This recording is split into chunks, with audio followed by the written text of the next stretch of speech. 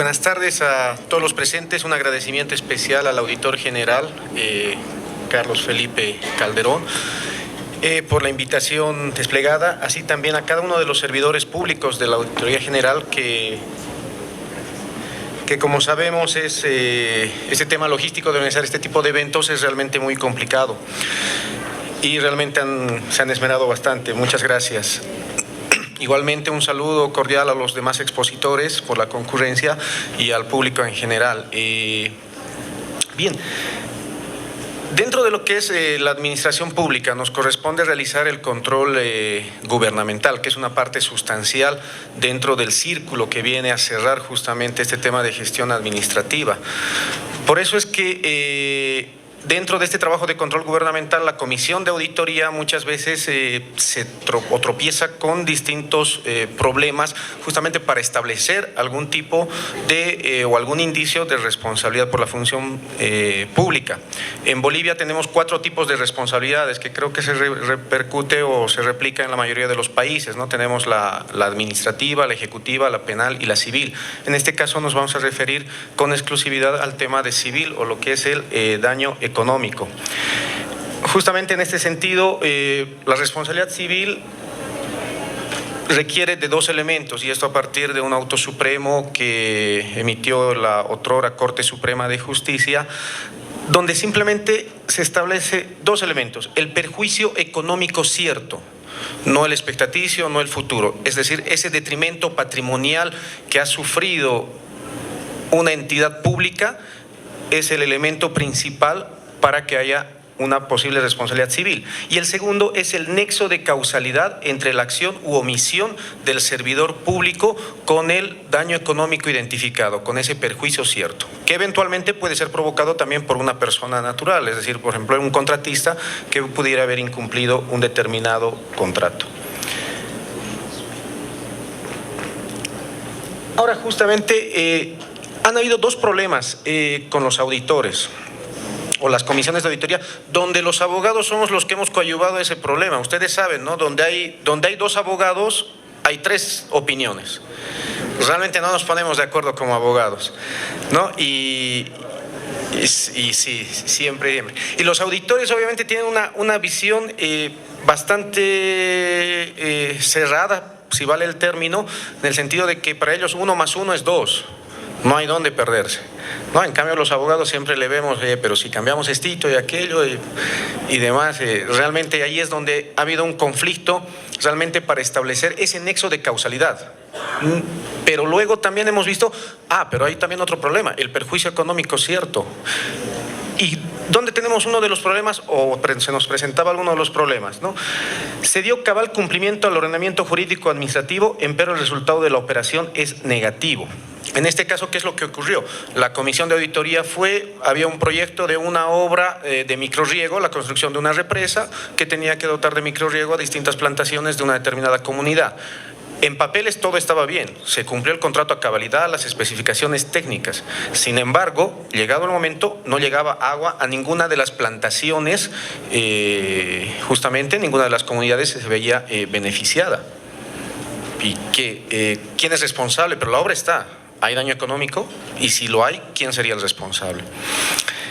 Entonces, ahí justamente estaba el gran problema dentro de la comisión de auditoría y la gran discusión también entre los colegas, porque les reitero, unos decían, no, es la empresa porque ellos se han obligado, serían los que han hecho las especificaciones técnicas, etcétera. Entonces, era la divergencia de quién era el responsable y el otro, pero hay perjuicio económico porque al final la obra está ahí. ¿Pero sirve o no? Porque solamente retenía sedimentos, pero no agua como tal. El segundo problema, se dio cabal cumplimiento al ordenamiento jurídico administrativo si hubo la prestación de un servicio u otorgación de un beneficio a favor de la sociedad, empero la efectividad fue mínima. En este caso hubo un problema de una enfermedad, un virus que estaba propagando en la población infantil de 0 a 5 años y obviamente dentro de ese universo, se podría decir, el 20% ya estaba afectado. Hubo una dotación, una compra de vacunas con el fin de erradicar la propagación propagación de ese virus. Sin embargo, luego de un año se ve que más bien se incrementa la propagación del virus, porque solamente se adquieren 50.000 vacunas, si no me equivoco, y obviamente el resultado ahí sirvió la compra. ¿Se entregó la compra? Sí, efectivamente, en papeles hay las constancias de que se procedió a las vacunaciones respectivas, pero el resultado, ¿cuál fue? Bien, con carácter previo a ingresar a la resolución, se podría decir, de la problemática planteada, es necesario comprender, para nosotros por lo menos en Bolivia, lo que es la administración pública. Y justamente en Bolivia lo que rige es un enfoque sistémico, es decir, hay un conjunto de sistemas que hacen un todo como tal, armonizados entre sí, que hacen a la administración pública. La diferencia sustancial con la administración privada. En la administración privada, ¿cuál es la finalidad esencial? El lucro, obtener utilidades. En cambio, las entidades públicas no, son deficitarias por naturaleza misma. ¿Por qué? Porque su finalidad en realidad es social, satisfacer las necesidades de la colectividad en distintas áreas, en distintos rubros. Entonces, justamente dentro de ese esquema o esa finalidad es que rige el enfoque sistémico, el manejo que se va a hacer de la gestión pública, de la administración pública, que es bajo esta figura de enfoque sistémico regulado por la Ley 1178 de Administración Pública. Entonces, esta ley, ¿cómo define o qué es lo que regula propiamente? El cumplimiento cabal del ordenamiento jurídico administrativo y los resultados. Antes de esta ley, los servidores públicos se libraban de cualquier tipo de responsabilidad si demostraban haber cumplido cada una de la normativa legal que correspondía a una determinada actividad u operación. En cambio, aquí se introduce la responsabilidad también por los resultados, más allá del cumplimiento o no de la normativa legal, y está muy camuflado, se podría decir, este tema de los resultados en dos artículos, el artículo 1, inciso C, y el 28.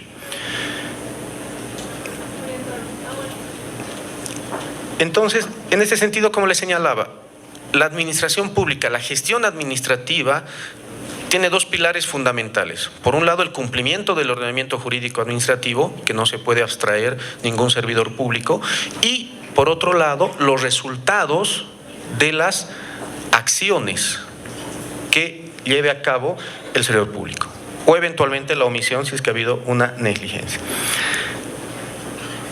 La administración pública. Dentro de la administración pública rige la premisa: lo que no está permitido está prohibido, o como otros profesionales llaman, la norma habilitante.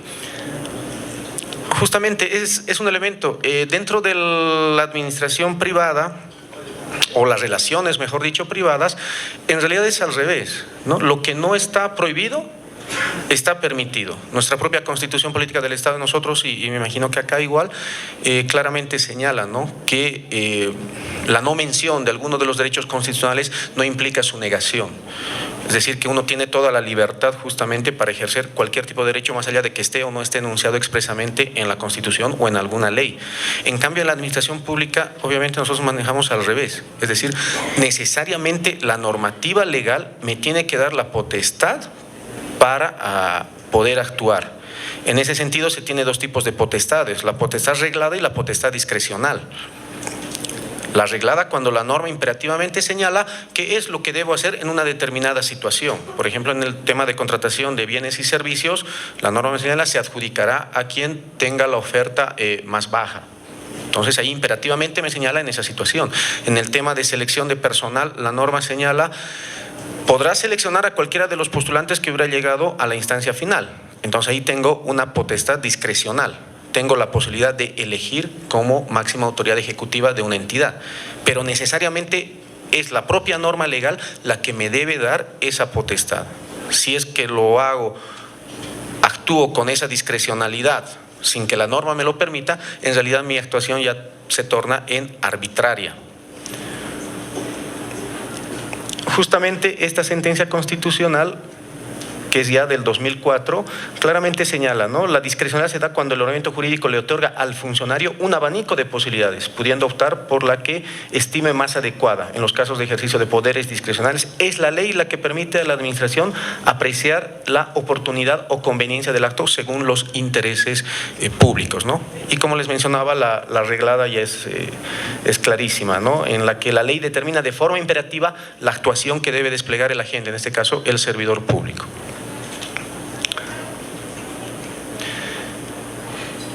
Bien, los resultados de la acción u omisión del servidor público es otro de los pilares, conforme señalaba, que está marcado por la ley 1178, que expresamente señala que la actuación del servidor público o el servidor público va a ser responsable de su acción o de su omisión. Causa, efecto, en pocas palabras.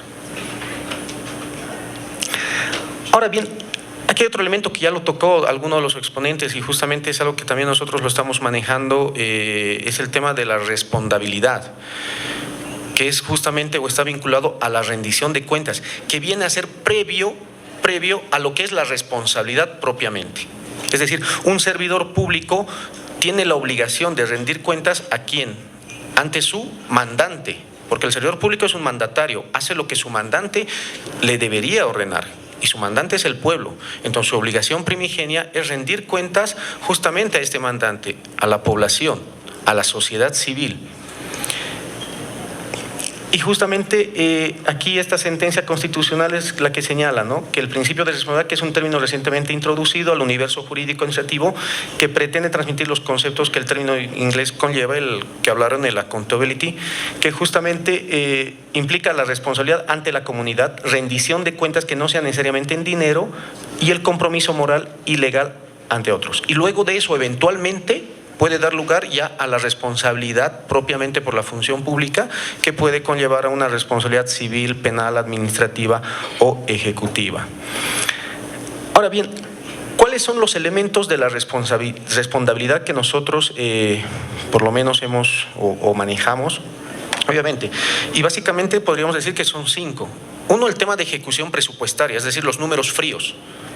¿Hasta dónde ha llegado? Tengo una asignación presupuestaria de X dinero y dentro del año, dentro de la gestión fiscal, corresponde que ejecute lo ideal, el 100%. Y obviamente se refiere simplemente, es el número frío. Los productos, ¿qué bienes, qué obras, qué he realizado, qué he hecho con esa plata que se me ha asignado? Que es plata de la población. El impacto social. Y este es el componente principal justamente de la rendición de cuentas, que lo vamos a tocar un poquitín más adelante. El impacto institucional.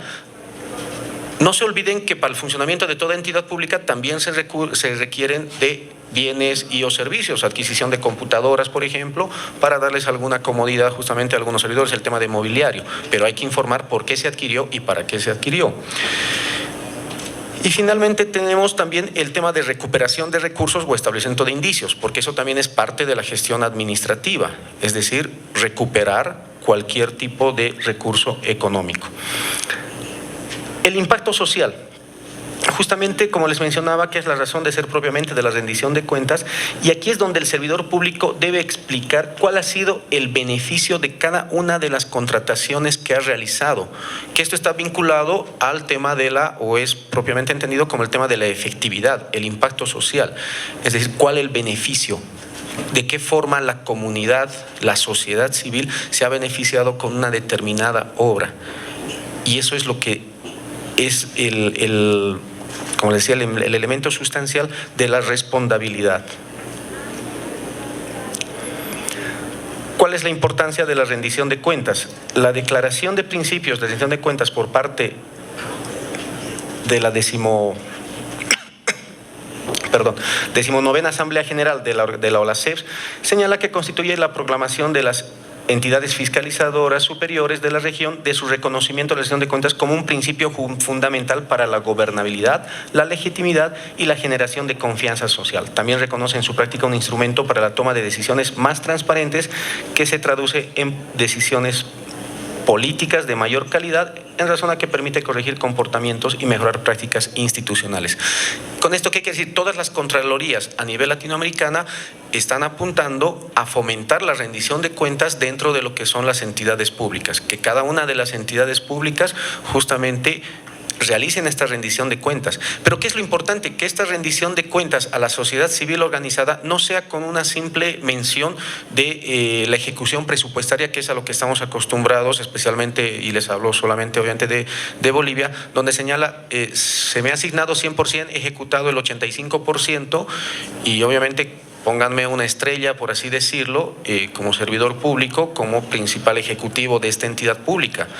Pero ¿qué es lo que ocurre? En algunas entidades tiene ese nivel porque el 70% ha ido a sueldos, pero no ha habido proyectos de preinversión, no ha habido realización de obras, simplemente ha habido adelanto de recursos, no informa que, por ejemplo, una obra está abandonada, que se ha dado un anticipo mayor al límite legal permitido del 20%, no se informa de los resultados propiamente de las obras. Entonces, esas rendiciones de cuentas quedan en un sabor a poco.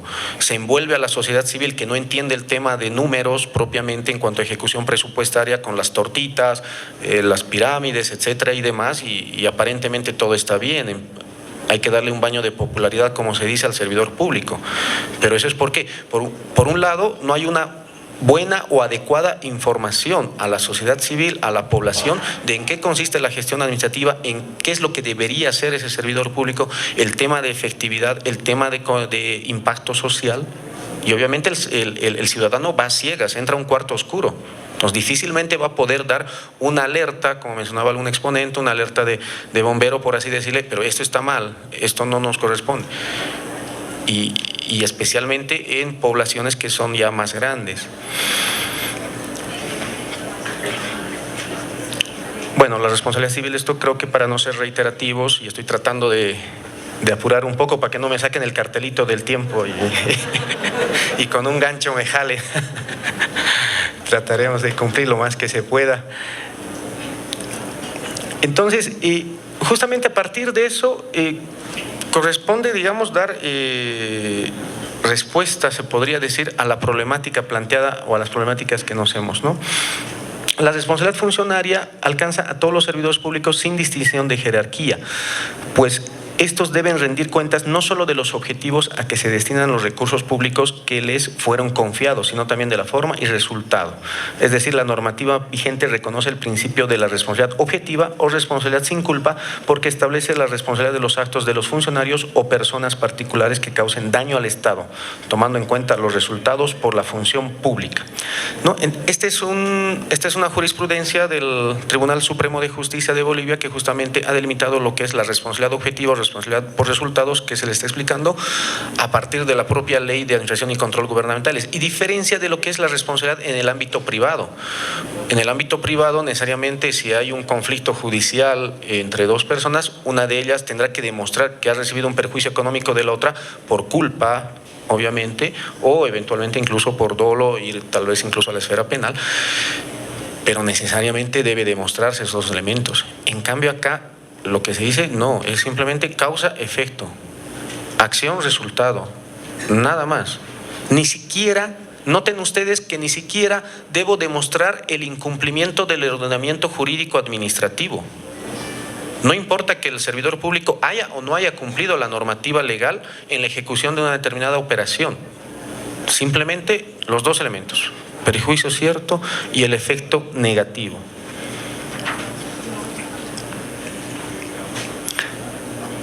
En este sentido, dentro de las dos problemáticas que les he planteado, se dio cabal cumplimiento del ordenamiento jurídico administrativo, pero el resultado de la operación es negativo. En este caso, el perjuicio económico es más que evidente, porque no hay ningún beneficio de la sociedad. Es el ejemplo que les mencionaba de la construcción de una represa para el tema del microrriego.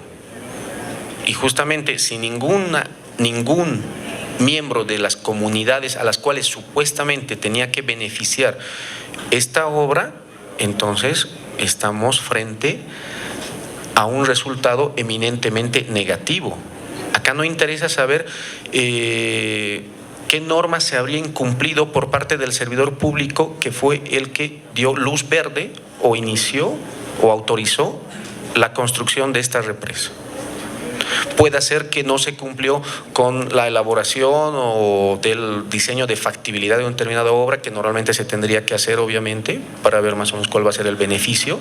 Simplemente se hace una constatación de que se han cumplido con las especificaciones técnicas por parte de la empresa constructora, porque obviamente tuvimos otro caso a manera de paréntesis, digamos, donde la empresa se olvidó simplemente de incluir al medio el impermeabilizador. Disculpen, no manejo muy bien los términos técnicos, es de acuerdo a lo que recuerdo, pero obviamente en la construcción de este tipo de obras de represas al medio tiene que haber un material muy especial, que es el impermeabilizador, que va a ser el que evite que se haya la filtración hacia el suelo propiamente del agua. En este caso se advirtió que sí se cumplió con ese elemento, incluso la obra no presentaba ningún tipo de rajaduras ni nada, contenía sedimentos, pero no el agua como tal, es decir, la llegada de agua era mínima al lugar. Se construyó, en pocas palabras, donde no debería haberse construido. Se resume prácticamente en eso, desde la explicación técnica aproximada que se nos dio. Pero ¿quién autorizó y quién fue el que dijo construyan aquí? Obviamente fue la máxima autoridad ejecutiva de esa entidad pública. Entonces la responsabilidad recae. Se insumieron recursos económicos en una obra que no da ningún beneficio a la comunidad. Por ende, el responsable no van a ser los que han llevado a cabo el proceso de contratación, no va a ser la empresa constructora, sino va a ser el que tomó la decisión de construir esa obra. Lo mismo ocurre en algún caso, que se construya, por ejemplo, un puente donde no hay un río. Aunque no lo crean realmente. ¿Y eso por qué ocurrió? En algún caso, y son variados los ejemplos. ¿Por qué? Porque retomaron un proyecto, una obra, o un proyecto de hace 10 años. Pero obviamente después de 10 años, pues ya la situación climatológica con los fenómenos y demás, ocurrió que ya no había el río, era innecesario el puente. Y es verídico este tema, realmente construir un puente donde no hay un río. Ya se secó el río, entonces, ¿la obra para qué está? Hay veces nosotros pecamos también de ingenuos, ojo, decimos, no, ¿cómo va a ser? No, pues, lo hacen de forma intencional porque esa obra ya está hecha, va a implicar la erogación de recursos económicos cuantiosos y obviamente va a estar el famoso diezmo. Es decir, contrato a la empresa, ya tengo el diseño hechito, es cuestión de firmar los cheques y voy a recibir el diezmo. Pecamos de ingenuos. Por ejemplo, hay en otros lados de la población en Bolivia donde no hay obviamente el tema del asfalto y demás. Y la gran pregunta que nos hacíamos, porque cada año hacían el mantenimiento después de lluvias con la movilización de maquinaria pesada, para el ripeo y demás. Y más o menos haciendo cálculos, si el costo de 3 años de este ripeo o mantenimiento de estos caminos de tierra, con ese monto que gastaban ahí, podían asfaltar. Y obviamente con el asfalto ya el mantenimiento ya es menor. Es decir que a mediano plazo convenía asfaltar esos caminos vecinales. Y la gran pregunta, ¿pero y por qué no lo hacen? Pero es que es su gallina de los huevos de oro. O sea, todos los años gasta y todos los años va a recibir plata. Entonces, es quitarle la gallina de los huevos de oro, como se dice al Ejecutivo. Entonces, son situaciones reales que se dan. En otro caso que les doy, justamente, la elaboración de reglamentos específicos. Sí, pequeño tal vez, porque se contrata a un consultor que va a elaborar los reglamentos específicos de la entidad y demás. Si el auditor va y se limita a revisar, por ejemplo, de ese año, la reglamentación, el cumplimiento, aparentemente todo está bien. Pero por casualidad el auditor pide los reglamentos del año pasado y resulta que habían sido los mismos. No varió, pero ni una coma. Claro, porque llamó la atención de 2 reglamentos que por qué recién después de 5 años que el órgano rector ya emitió la normativa básica, por qué después de 5 años están elaborando recién reglamentos específicos. Y además también del hecho de contratar ya un consultor cuando contaban con una unidad jurídica.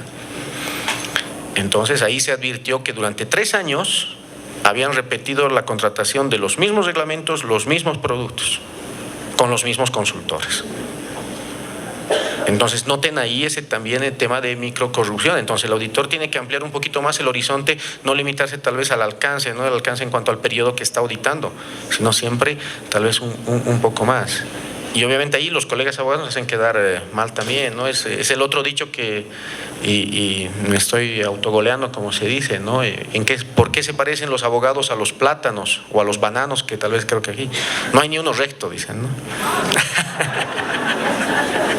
Entonces nos dan con todo a los abogados, por si acaso. Tenemos que esmerarnos el doble para lavar la imagen que tenemos.